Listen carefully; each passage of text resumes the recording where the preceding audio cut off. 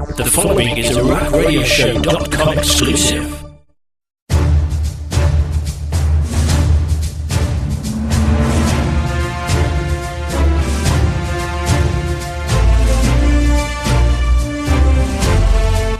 Now we're talking about NXT Takeover Rival. And oh my holy crap, what a show this was. This was a hell of a show. From top to bottom, there's a little bit of stuff that went, but the main events, plural, yeah. Do we want to start at the beginning, or do we want to talk about the main matches first? The main matches we enjoyed first, and then get into everything else. Let's get the not so great matches out of the way. Okay.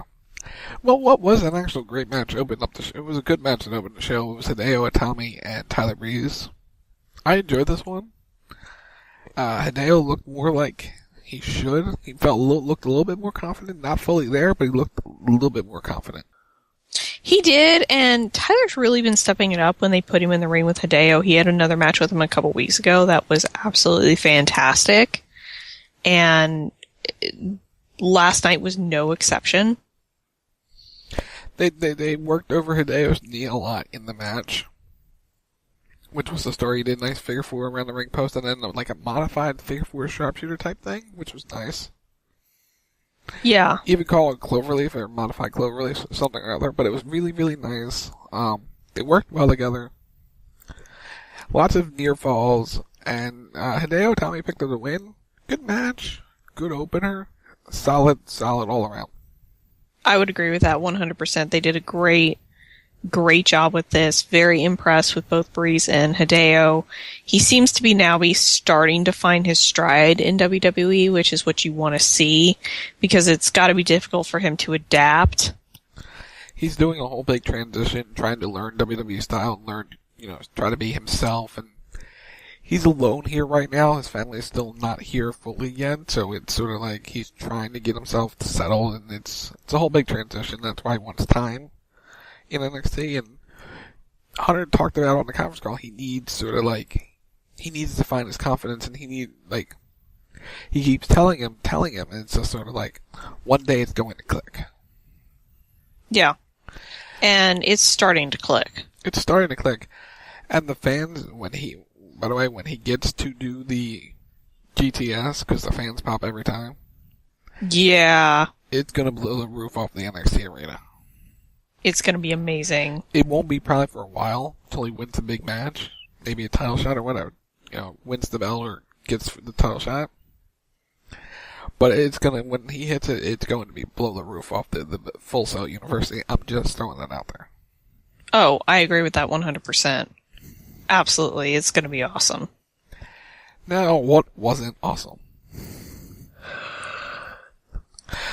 I hate to say this, but Bull Dempsey versus Baron Corbin was, ODQ, was not very good. They did their best with it. It definitely exposed both of them in terms of their weaknesses. Baron's got some work he's got to do. He sold a lot of the match, and maybe that's not the best for him, but he sold some. That's a step in the right direction away from the 30-second matches, but he needs more experience doing longer matches. And he needs better opponents. Like, Neville was good for him. Bull Dempsey was not. Yeah. I can't get into Bull. There's something about Bull where it's like he's not connecting with everybody right now, and it's sort of just, I don't know what you do with him. He's a fine guy, whatever, but he's not. There's something missing, and for Baron Corbin, always wear the jacket to the ring. But he's got new merch. He's got to, sell it. Did he look intimidating in the t-shirt? Kind of. No, he didn't. Don't even lie. You're just trying to put over his t-shirt. Actually, I'm trying to put him over, but... But, he needs to wear a jacket that actually adds to his presence. The t-shirt did him no favors. No. He looked more normal than he should have. But he needs a lot of work longer matches with different types of opponents, and hopefully that's coming, because hopefully this feud is over. They teased the chair spot, and it was alright, but A little sloppy. The finish was impressive. The finish was impressive because it was sloppy, but he was able to hold him up, so he has some strength. But end of days, Baron Corbin wins, but it wasn't much to write home about. Yeah, I mean, this was just kind of eh. Which, on a spectacular show. But then again, we gotta remember, developmental. Yes, developmental, but even on developmental level, they still put on a good show. They do, but again, we have high standards, so we gotta remember this is developmental too, so yeah. There's that whole thing. Okay. Then we have the NXT Tag Team title match. The Lucha Dragons versus Wesley Blake and Buddy Murphy, who are now the Dubstep Dragons, was it? Dubstep Cowboys. Dubstep Cowboys. God, that's an awful name. Mm-hmm. I didn't like this match. I had issues. Sin Cara looked off. Kalisto hit a nice move, and then the announcer buried him after that nice move because he didn't go for the pin when he should have. The psychology to me of the match was off. They did this whole pin situation back and forth. It was this singles. They were working a singles match in a tag match with the back and forth pins where it doesn't work in a tag situation to me. Because, the partner should come in and break it right up. But they didn't. The match felt really off to me, and I don't know, I wasn't a fan of this match. Murphy and Blake retained the belts, but I just wasn't a fan. What about you? This was okay. I mean, there was some really good back and forth. There were some really great spots in this one. You can definitely see that Murphy and Blake have some work to do, but the potential is there. They have the talent, they just need the experience. Yeah, and I'd like to see them actually against maybe a more slowed down tag team, if that makes sense, or a slower tag team. Because the Lucha Dragons are very fast. And even them, Sin Cara looked off last night. Well, it's Sin Cara. Well, this is the real Sin. This is the second Sin Cara. He's supposed to be better than the first Sin Cara. Yeah, but even he has bad days. I think he had a bad day last night. The match seemed off. He seemed a little step slower than usual, and it just sort of didn't mesh. At least to me, it didn't mesh well. But that's me being overcritical of the match. It was a good match, but it wasn't a great match. It was missing something. Just a little bit. And I'm sure as time goes on, they'll get better, and their matches will be great. Here's to hoping on that, with that, but, to me, I wasn't impressed. But then we got into the real show. 3 straight main events. That's what I'm calling them, 3 straight main events. Let's talk about it. Finn Balor, Adrian Neville. Just go. Holy shit, this match.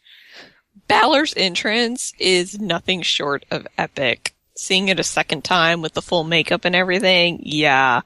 I can see that on a grander stage, and it's gonna be amazing when he does it. If they let him do it, please God let him take that up, because the crowd was so into it when he was doing it. But this match was slow to start, but it was really, really, really good. They did some great spots. It was basically the battle for the top turnbuckle between these two. Yeah, it was. And it's always a pleasure to watch two guys who know each other, who've known each other for years, who are familiar with each other, get in a ring and work each other, because the match there's just that little added special quality to it when they've known each other, they've worked each other before. There's a familiarity to it. Was this the match where they dropped? This was the match where they kicked through the guardrail, right? I think so, yeah. Yeah, that was a nice spot. Nice teases on the outside as well. I thought this was a really, really good match. One of the matches tonight, one of the main events of the show. He kicked out of a double foot stomp at one point. Yeah. Which was really, really impressive and nice. They built to the near falls. I thought this match overall, really, really good. They kicked it into gear. And again, we got the face paint. It's the demon inside Finn Balor. Yeah, and I know a lot of people were complaining because it wasn't very different, but he's very limited in terms of what he can do with his face paint now, because he just can't, do Carnage or Venom or the Joker or whomever now. No, he's building an inner personality called the Demon. They're developing that as a thing, apparently. Which is pretty badass. Yeah. I would agree with that. It didn't seem as special, but it was still pretty cool. I will say that. It wasn't as special, but it was really, really cool. That I will say. But in the end, Finn Balor is your number one contender. He is, which was shocking, but it wasn't. I'm happy to see Balor is number one contender. Very, very, very curious when we get to the title match to see what happens between Finn and, the person we're going to talk about. Yeah. Spoiler! Spoiler alert coming up. We're going to talk about Not that, we could spoil it, but there might be some people who haven't seen it yet. They may just be listening to our review and not actually seeing the show. Go watch it. It's awesome. WWE Network. $9.99, free for the month, new subscribers. Ding! Then, a really entertaining second main event.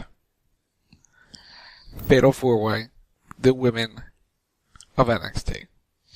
Oh my god, this match made me so happy. Charlotte, Bayley, Becky Lynch, Sasha Banks. Go.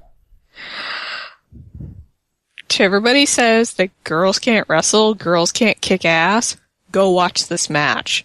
This was such a pleasure to see.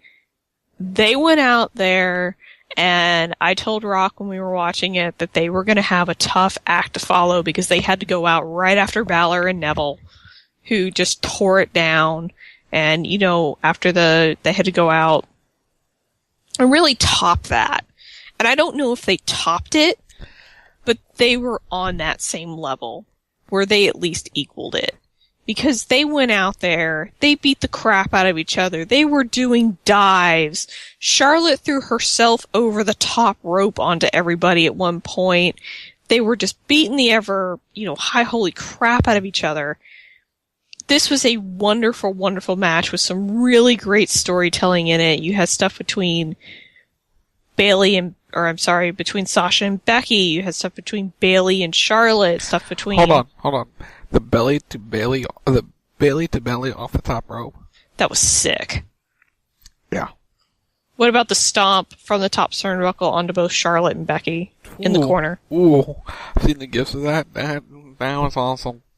That was pretty badass. Yeah, this was a really, really great match. Such a wonderful pleasure to watch. Kudos to every lady involved in this. If this is the future of women's professional wrestling, I am on board. Completely sold on it. Because this was what I've been waiting to see for such a long time. This takes you back to really the golden age of the women's division in WWE, when they actually got to have real matches, and it wasn't just BS. They got time, they got to go out there and perform on such a high level, and it was great. I'm going to say this. I think it's going to be even better, because they've got more time on these shows than a lot of the famous matches and women did back in the Attitude Era. Absolutely.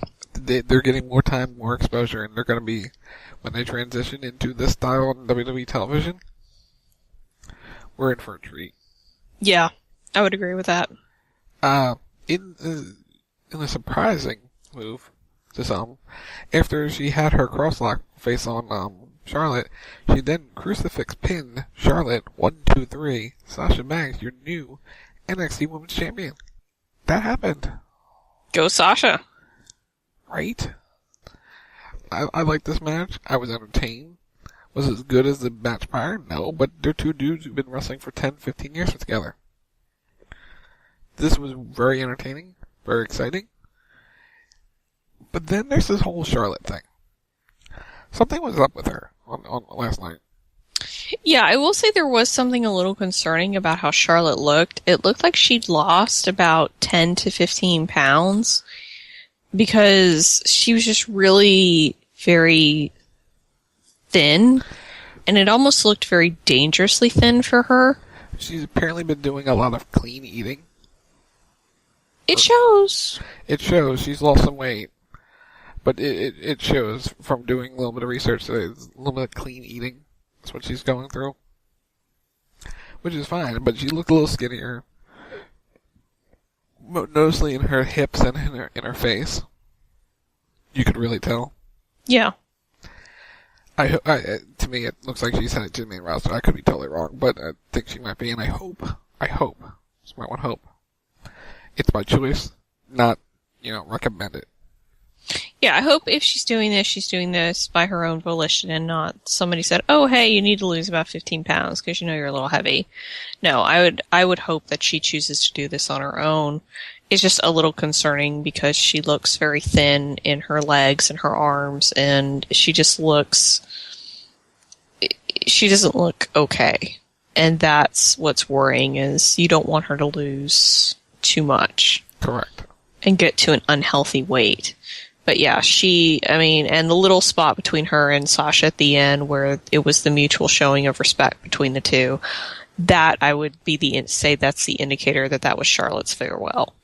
That she's on her way. She's on her way. It's not her farewell, but she's on her way, I think. Yeah, she's gonna come up probably... After Mania. After Mania.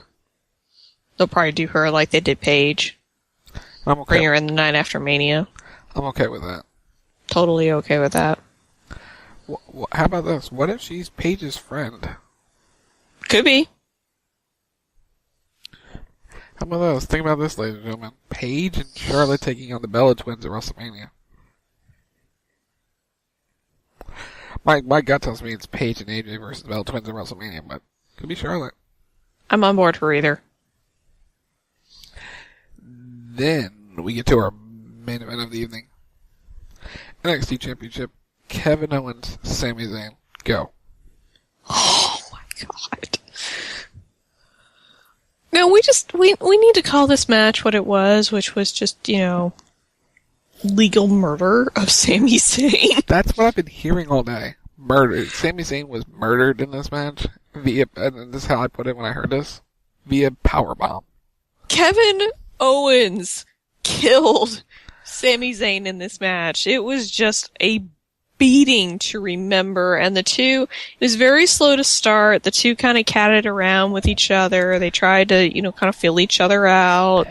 And then once they got going, oh man, did they get going. And it was like, I don't even remember all of it. I couldn't tell you half the spots that happened in it. All I know is I'm sitting there watching it going, holy crap. And then once Owen started powerbombing Zayn, that was it. Like, that was just it. Zayn was done. The match started with a dive and then ended with a big dive, and Sammy bounced his head off the stage and went, ooh, that looked like it hurt.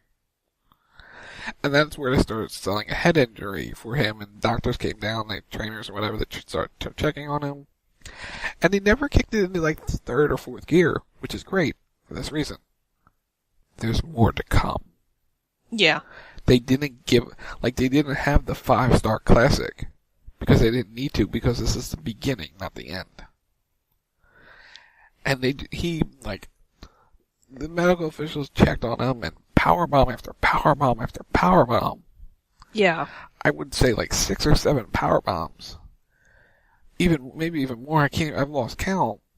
And then he just sort of, the referee was like, he calls for the bell. Sami Zayn has been knocked out, KO'd by Kevin Owens. Get it?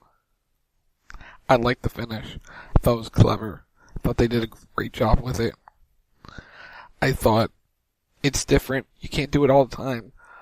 But if that's the character you're building, where he knocks out his opponents, we got a new badass on our hands. His name's Kevin Owens. Yeah, this was great. It was wonderful to see Owens win, and just the emotion in his face when he won. Just the whole thing was so well done, so well crafted. Just bravo to everybody down in NXT for this. This was a great show to watch. Such a pleasure. I want more. Right? I need more. Because this was wonderful. Right? We both sat here and we were in awe of this match. Because we sat and watched it together and was like, Kevin, no. Sammy, no. Sammy, no. And they just beat the crap out of each other. Pretty much, yeah. 3 solid, really good main events. The best match was probably Neville and Balor, but the most entertaining match to me was the women's. Yeah, the most entertaining was the women's, followed by Owens and Zayn. It was really such a pleasure for me to see matches that I had never seen before on NXT and get to kind of experience that for the first time, because I had never seen Kevin Owens, before NXT. I've seen a handful of his matches, but I was not one to follow Ring of Honor because it was just never available here in Philadelphia, so I couldn't follow it. Right, same here. So, overall, really good show. It did not live up to like an R Evolution or Fatal 4-Way, but it was a really good show. It will stand up against any show that they do, because yeah, it was that good. Here's the telling sign. Lindsay was at 9:30 was like, wait, they're going to the main event already? And he's like, yeah, it's 9:30. It's like, oh, holy crap. Like, it just flew by. Yeah. That's what their shows do. They fly by. Really quickly, because we're going to head to break. We all had Corbin. By all, including the 8-Ball. The 8-Ball got Sasha Banks right. I had Charlotte, she had Bayley. We all had Balor. Murphy and Blake, me and Lindsay had, the 8-Ball had Lucha Dragons, and we all had Owens. So we all went 4-1. We will top the 8-Ball next time. We're going to try. It's going to become a regular thing. We're going to try. We're going to try.